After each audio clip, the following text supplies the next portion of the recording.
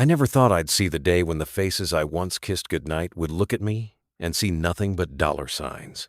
For 78 years, I'd worked, saved, and built a life that I thought was full of love. My wife Margaret and I had raised 3 children, Daniel, Claire, and Michael, each one different in spirit, but all, I believed, bound by the same thread of family that had always kept us close. Or so I thought. It began subtly. The weekly visits became monthly. Then the calls trickled down to birthdays and holidays. "Dad, I'm busy with work. You know how hard it is raising kids these days." Excuses. Reasonable at first. I told myself they were living their lives. That's what parents do, right? We step aside so our children can walk their own paths. But it wasn't until after Margaret passed that I saw the truth unravel. When she was gone, the house became unbearably silent. Her laughter had been the last heartbeat of the home. I thought the kids would draw closer then, that grief might reunite us. Instead, they began circling like vultures disguised as helpers. Daniel was the first to suggest selling the house. "It's too big for you, Dad," he said gently. "You could move into something smaller, maybe a retirement community." I could see the calculation in his eyes. Not concern, anticipation. Claire, ever the peacemaker, tried to sound sincere. "It's what Mom would have wanted," she said. But Margaret would never have wanted me uprooted from the home where we'd built our life. Still, I went along with the conversations for a while. I wanted to believe they cared. I wanted to believe their concern was genuine. But everything shifted the day I overheard Daniel whispering in the kitchen after dinner. "Once the house sells, we can finally pay off that mortgage," he told Claire. "Dad's got savings too. We'll be set." That night, I sat in my armchair, staring at the framed photos on the mantel. Family vacations, graduations, Christmas mornings. Every smile now looked different, hollow. I had always been proud of how hard I'd worked to give them comfort. But comfort, I realized, can rot into entitlement. The next morning, I called my lawyer, a quiet man named Harris who'd been handling my finances for decades. "Mr. Whitaker," he said after hearing my voice. "Is everything all right?" "Not quite," I told him. "I think it's time we discuss the will." There was a pause on the line. "Do you wish to make amendments?" "Oh, I plan to do a lot more than that," I said. Over the next few weeks, I played the part of the frail old man. I let them believe I was slipping, that my memory was fading. Daniel began stopping by more often, too often. He'd bring takeout, pretending to check on me, but his eyes always scanned the documents on my desk. Claire would sigh heavily about her bills, about how hard life had become. Even Michael, my youngest, who'd once sworn he wanted nothing from me, started hinting that maybe it's time to organize your affairs. They thought I didn't notice, but there's a clarity that comes with age, like the fog lifting after a long storm. You see people for who they really are. So I decided to teach them what it means to mistake kindness for weakness. One afternoon, I invited them all over for dinner. I cooked Margaret's favorite meal, pot roast, with the smell of rosemary and garlic filling the air. Nostalgia is a powerful thing. It softens people's defenses. As they sat around the old oak table, laughter came easily. For a moment, it almost felt real again. Then Daniel raised his glass. "To Dad," he said, smiling, "for everything you've done for us." I smiled back, pretending to swallow the sentiment like a sweet lie. After dessert, I cleared my throat. "Kids," I said, "I've been thinking about the future. I've decided to make some changes. I want to make sure everyone's taken care of properly." They exchanged quick, eager glances, each trying not to look too interested. "That's great, Dad," Claire said, her voice sugary. "It's wise to plan ahead." I nodded. "Harris will be coming by tomorrow to finalize everything. I just wanted you to know how proud I am of all of you." Daniel leaned forward. "You mean you're changing the will?" "I am," I said calmly. "To reflect what matters most to me." That night, I lay in bed staring at the ceiling fan, listening to it hum like the steady rhythm of time itself. Margaret's picture rested on the nightstand beside me. "They forgot what family means, love," I whispered. "But they are about to remember." When Harris arrived the next day, he brought a thick folder of documents. Together we crafted a plan, not just a new will, but a lesson in humility, written in legal ink. Half the estate, I instructed, would go to a local orphanage Margaret used to volunteer at. The rest would be distributed among people who had shown me genuine kindness: my nurse, the gardener, even the young clerk at the grocery store who always carried my bags without being asked. And to my children, I left them something far more valuable than money: a letter. When it was all signed and sealed, Harris looked at me with quiet approval. "You're certain about this?" he asked. "Absolutely," I said. "Sometimes love has to come with a little pain to be remembered." That evening, Daniel called again. "Hey, Dad, just wanted to check in," he said. I smiled into the phone. "Don't worry, son. Everything's being taken care of." He didn't realize how true that was. By the end of the week, everything was ready. And I waited, patiently, quietly, because I knew the day of revelation would come sooner than they expected. A month later, I found myself sitting on the porch, watching the sun dip below the trees, its golden light glinting off the wind chimes Margaret had hung years ago. The world around me was calm, but inside I was waiting for the storm that was sure to come once my children discovered what I'd done. I didn't have to wait long. It was Daniel, of course, who struck first. He showed up unannounced one Saturday afternoon, his car tires crunching over the gravel driveway like an omen. "Dad," he called out as he climbed the steps, "we need to talk." His tone was tight, controlled, but brimming with that mix of entitlement and worry I knew too well. "Of course, son," I said, motioning to the chair beside me. "Have a seat." He sat down, but didn't look at the sunset. His eyes darted to the folder resting on the little table beside me, the one Harris had dropped off earlier that day. "Claire said you've been making changes," he began carefully. "To your finances." I nodded. "That's right. A man's got to put things in order, you know. Can't take any of it with me." He forced a laugh. Sure. It's just, well, I think we should all be on the same page. Make sure things go smoothly when the time comes." Ah, there it was. When the time comes. He couldn't even say, "when you're gone." "Don't you worry about that," I said, keeping my tone light. "Everything's arranged. I even left a few surprises for you kids." That got his attention. "Surprises?" I smiled faintly. "You'll see soon enough." He frowned, sensing something he couldn't quite name. Then, almost as if he were searching for reassurance, he patted my arm. We just want what's best for you, Dad." I met his gaze steadily. "I know exactly what you want, Daniel." He pulled his hand back, as though my words had burned him. For a moment, I almost felt sorry for him. Almost. Then I remembered the whispers, the planning, the way they'd started measuring my life in terms of inheritance, and any softness in me hardened again. After he left, I sat there alone, listening to the evening breeze. Margaret's wind chimes sang gently, like laughter from another life. I could almost hear her voice. "They'll understand one day, Henry." The next week, Claire called. Unlike Daniel, she approached with tears instead of tactics. "Dad, are you okay?" she asked. "You've been distant lately. I feel like we're losing you." Her tone might have fooled anyone else, but I knew better. Claire's guilt always wore perfume. It lingered, sweet and artificial. "I'm fine, sweetheart," I said softly. "Just been thinking about what really matters." "That's good," she replied. Daniel mentioned something about your will.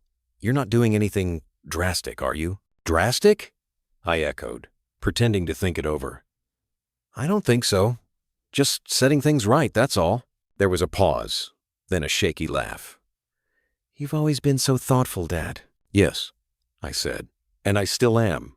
When she hung up, I could almost hear her rushing to call Daniel, their voices buzzing through the grapevine of greed that bound them tighter than family ever had. Over the following days, the calls multiplied. They stopped pretending to care and started demanding answers.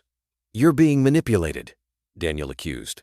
"You're not thinking straight," said Claire. Even Michael, who'd kept silent the longest, sent an email that read, "Dad, just remember who's always been there for you." Who's always been there for me? The irony stung. None of them had been there. Not when Margaret was sick. Not when I sat alone on her side of the bed listening to her old voice messages just to hear her laugh again. I decided it was time to finish what I started. The opportunity came sooner than I expected. My birthday was approaching 79 years on this earth. I knew they'd come, not out of love but obligation, and maybe curiosity about how much longer I'd last. So I planned one final gathering. I spent the morning cooking Margaret's recipes. The scent of baked bread and roasted vegetables filled the house, blending with old memories. I set the table just as she used to. 3 candles, her crystal dish in the center, and linen napkins folded neatly beside every plate. When the doorbell rang, I opened it to see my 3 children standing there, smiling too wide.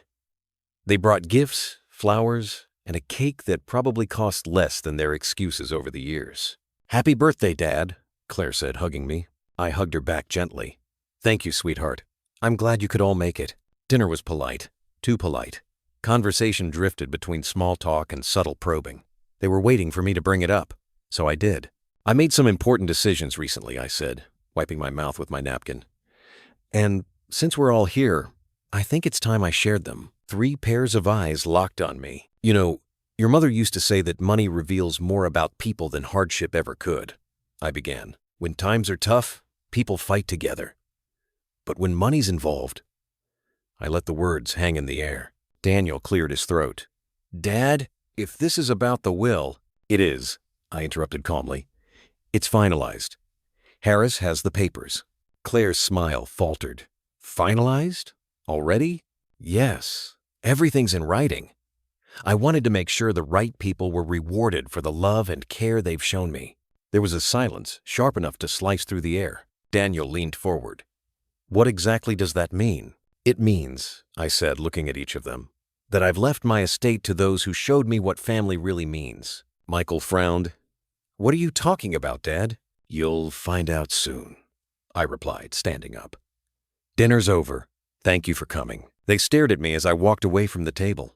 For once, I didn't feel like the frail old man they saw.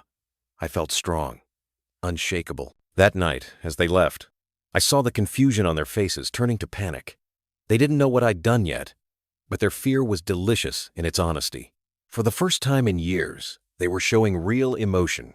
And when Harris delivered the letters to them a week later, that fear turned into the lesson they'd never forget. Daniel called first. His voice was trembling, but he tried to sound composed. "Dad, I just received a letter from your lawyer. Is this some kind of mistake?" I leaned back in my chair, feeling the weight of his question and the quiet satisfaction that came with it. "No mistake, Daniel. I reviewed every word myself." "You left the house to Maria?" His voice cracked on her name. "Yes," I said simply. "She's been more family to me than any of you for years." For a moment, there was only silence. Then came the explosion I'd expected. "She's just the housekeeper. You've known her for what, 5 years? She's not blood." I sighed. "Blood doesn't make family, Daniel. Actions do." He went quiet again, but I could hear his anger simmering through the phone.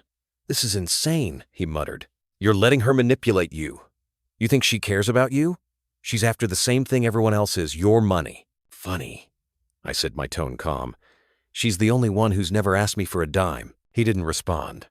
I could almost picture him clenching his fists the same way he did as a teenager when he didn't get his way. "Dad, please," he said finally, his voice softer. "We're your children. Everything you have, it's part of our family's legacy. You can't just give it away." "Legacy?" I repeated with a quiet laugh. "You all sold your share of that legacy when you stopped showing up." I hung up before he could respond. The next morning, Claire arrived unannounced. She was still elegant, polished. Her perfume entered the room before she did. She sat across from me at the kitchen table, eyes glistening with practiced tears. "Dad, what are you doing?" she whispered. "Daniel's furious, and Michael's heartbroken. We don't understand why you're doing this." I studied her for a long moment. "Do you remember the last time you came to visit, Claire?" She blinked, uncertain. "Of course. It wasn't that long ago." "It was 3 years ago," I said. "You brought a bottle of wine and spent half the evening taking business calls on the porch." Her lips parted slightly, but no words came. "You didn't even notice your mother's photograph had fallen off the mantel," I continued. "Do you know who picked it up, cleaned the glass, and set it back?" She looked down. "Maria," she said softly. "That's right," I replied. "She did it because she cared, not because she had to, not because it benefited her, just because she loved your mother's memory." Claire wiped a tear from her cheek. For the first time, it didn't look rehearsed. "I didn't realize how distant we'd become," she murmured. "You didn't want to realize," I corrected gently. "It was easier not to." She nodded slowly, eyes darting around the room as if she could find forgiveness hidden somewhere between the walls. "So that's it then?" she asked. "You're leaving everything to her?" "Not everything," I said. "I left something for each of you, too." Her eyes lit up with a flicker of hope. "You did?" "Yes," I said, standing and walking to the cabinet. I opened a drawer and pulled out a small sealed envelope. I handed it to her. "What is it?" she asked, tearing it open. Inside was a photograph, an old one of me, Margaret, and the three of them as children, sitting on the porch of our first home. There was also a note in my handwriting. She unfolded it slowly, and I watched as her eyes scanned the words. "This is what you had before you wanted anything more." She looked up at me, trembling. "Dad, this isn't fair." "No," I said quietly. "It's not.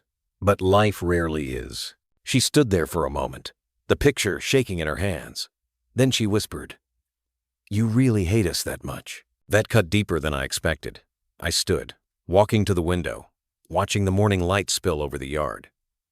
"I could never hate you," I said, "but I won't reward neglect. You all forgot who you were raised to be. I'm just reminding you." 3 weeks later, I got another call, this time from Michael. Unlike the others, he didn't shout or accuse. He just said quietly, "Dad, can I come see you?" There was something in his voice, sincerity, maybe even shame. I told him yes. When he arrived, he didn't come empty-handed. He brought an old toolbox, mine, the one I'd given him when he was 16. It was rusty now, but the sight of it stirred something deep in my chest. "I fixed the latch," he said, setting it on the table. "Thought you might want it back." I smiled. "You always were good with your hands." He shrugged, sitting across from me. "I wasn't good at much else, though, was I?" I didn't answer right away. "You were good at being my son. You just forgot how." He nodded, staring down at the table. "I did forget. I'm sorry." It was quiet for a long time after that. And for the first time in years, it wasn't uncomfortable. It felt real. Before he left, he looked at me and said, "Dad, I don't care about the money. I just don't want to lose you." That night, I sat on the porch again, thinking about all three of them. Maybe this plan had done more than shock them. It had made them feel. And perhaps that was worth more than any inheritance could ever be.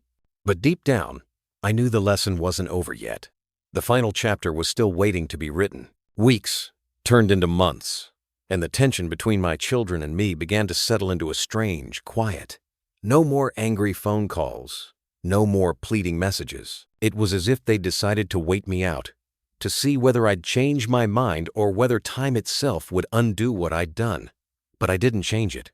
I stood by every word of that will. Maria noticed I'd grown quieter. "You're thinking too much again," she'd say, setting down a cup of tea beside me. "Thinking is all an old man can do, Maria," I'd reply with a soft smile. But she was right. My mind was restless. I wondered what my children were saying to one another behind closed doors. Were they angry? Hurt? Or were they already planning how to fight my decision once I was gone? I didn't have to wonder for long. One rainy afternoon, my lawyer, Mr. Callahan, paid me a visit. He was a thin man with silver hair and a sharp nose, always polite but never sentimental. "Henry," he began, taking off his glasses and polishing them, "your son Daniel reached out to me. He's requested a meeting about contesting the will." I let out a slow sigh.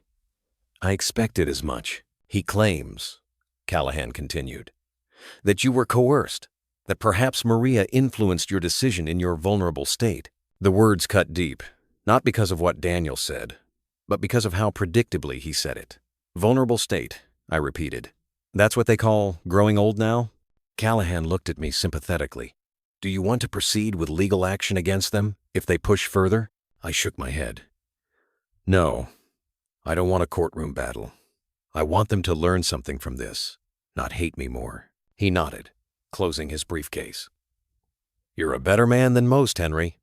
Most would want revenge. Revenge fades," I said quietly. "But lessons last." That night, I called Maria into the study. The fire flickered softly in the hearth, throwing light across her worried face. "Maria," I said, "if things get ugly after I'm gone, I want you to promise me one thing. Don't fight them." She frowned.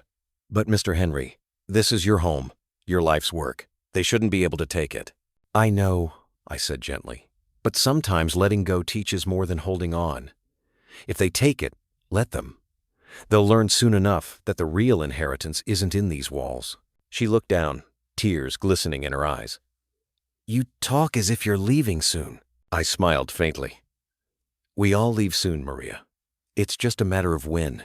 A month later, I fell ill. It wasn't sudden. It was the slow, creeping kind of sickness that comes with time. The doctors called it heart failure, but I knew it was something else. It was the weight of years spent watching love fade and loyalty tested. My children began visiting again, one by one. Daniel came first, his expression full of forced warmth. He brought flowers, spoke in gentle tones, and avoided the topic of the will entirely. I could tell he was trying to play the long game, waiting for an opportunity to sway me. "How are you feeling, Dad?" he asked, pulling up a chair beside my bed. "Tired," I admitted. "But content." He smiled faintly. "That's good. You've always been a fighter." "Fighting gets old," I murmured. "Sometimes peace feels better." He nodded, his eyes darting around the room. "You know, I've been thinking about what you said before, about family. You were right. We did lose touch, but maybe it's not too late to fix that." I turned to him, studying his face. There was something genuine there, buried under layers of pride, but still real. "I'd like that," I said softly. When he left, I felt lighter. Maybe, just maybe, something had shifted. A few days later, Claire visited. She didn't say much at first, just sat beside me, holding my hand. The silence between us felt like an old wound finally being dressed. "I brought the photo you gave me," she said, pulling it from her purse. "The one of all of us back when we were still a family. I had it framed. It's on my desk now." That made me smile. "Good. It belongs somewhere. It'll be seen." "I'm sorry, Dad," she whispered, tears spilling down her cheeks. "For all of it. I let the world get in the way. I let money, work, pride, everything come before you."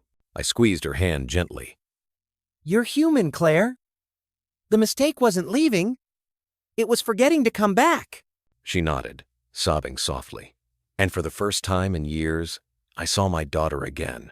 Not the businesswoman, not the socialite, but the little girl who used to sit on my shoulders and point at the stars. Michael came last.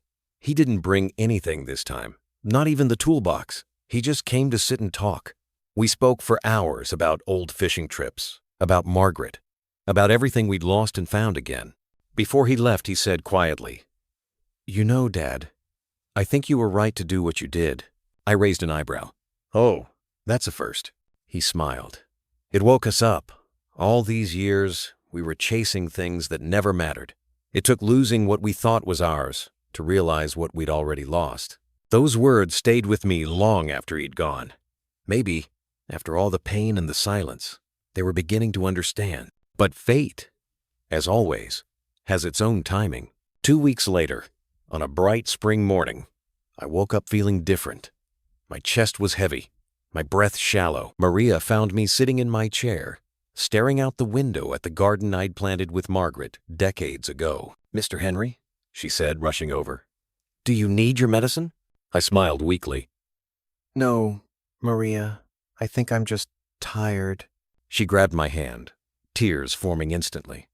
"Don't say that. You'll be fine. You always are." But I knew. I could feel it. My time had come. "Promise me one last thing," I said, my voice faint. "Anything," she whispered. "When I'm gone, don't hold anger in your heart for them. Let them find peace. They'll come to you one day, not for money, but for forgiveness.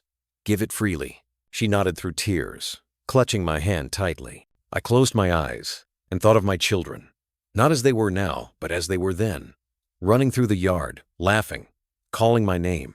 Margaret standing on the porch, smiling. The house full of life. And with that picture in my mind, I took my final breath. The world faded quietly around me, like the last note of a song. The news of my passing spread quickly.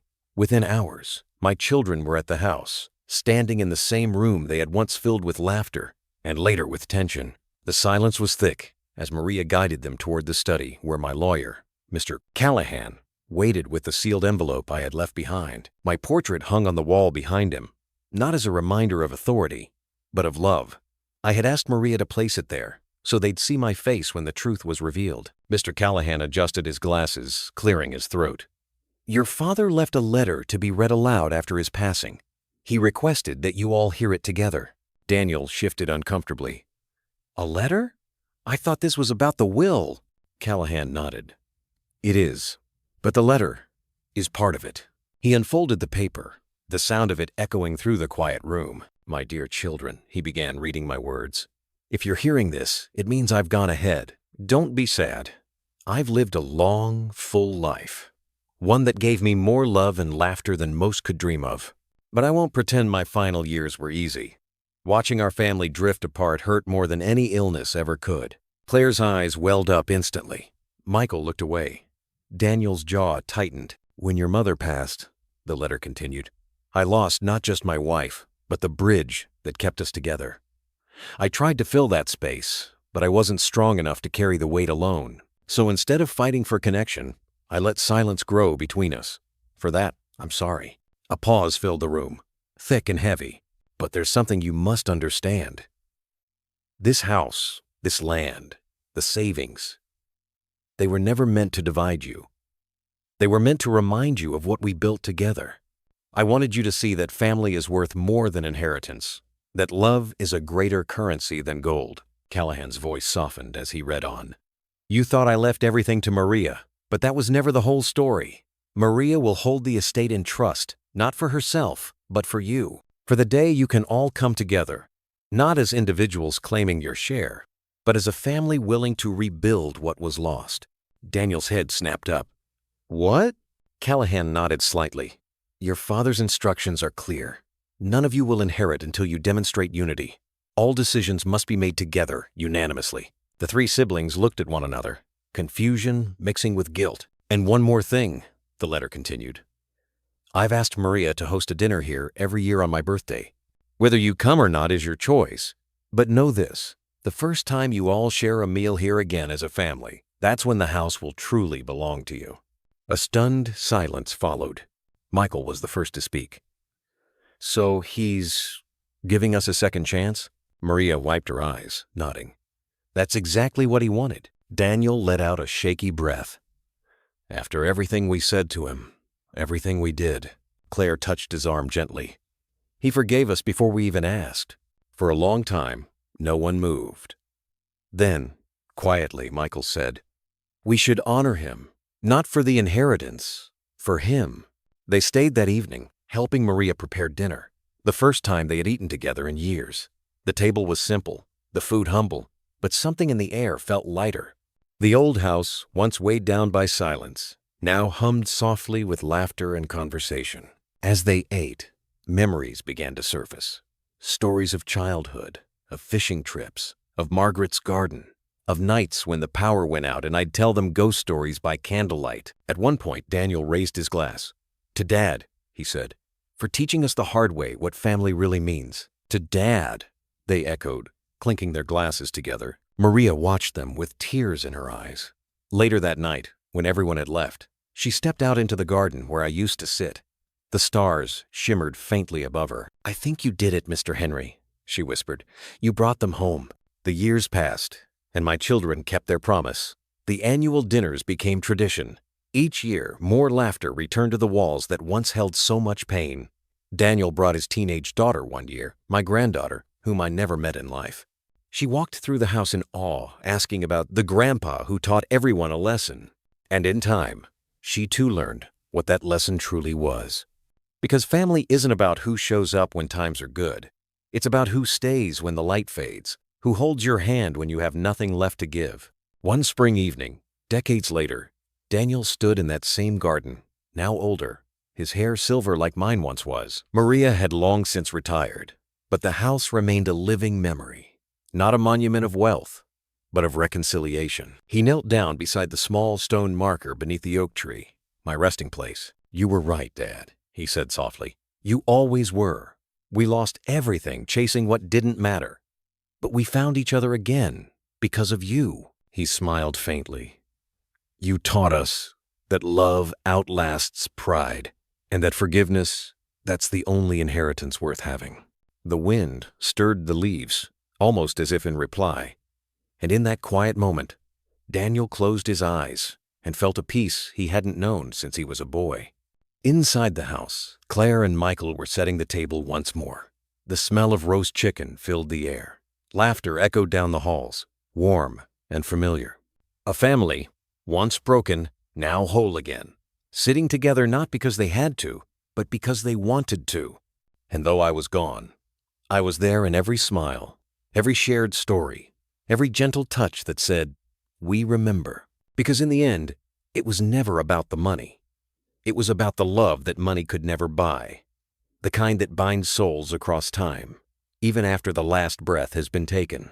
A lifetime of effort, mistakes, forgiveness, and love had led to this.